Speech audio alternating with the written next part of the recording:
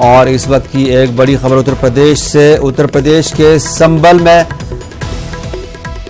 ताजे निकालने के दौरान पेश आया हादसा। करंट लगने से एक नौजवान हलाक हुआ है। 10 या 12 लोग इस करंट लगने से मुतासिर हुए हैं।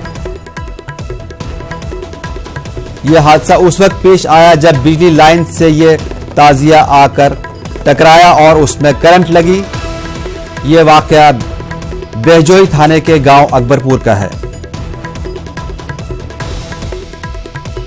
आपको एक बार फिर से बता दें, यूपी के संबल में मुहर्रम के जुलूस के दौरान पेश आया हादसा। हादसे में एक शख्स हलाक हुआ।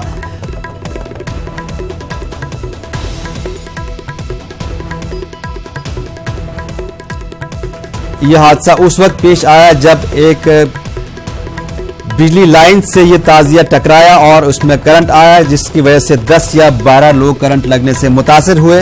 ये वाकया बेहजोई थाने के गांव अकबरपुर का है। यूपी के संबल में ताजिया निकालने के दौरान एक हादसा पेश आया है जिसमें करंट लगने से एक नौजवान हलाक हुआ है।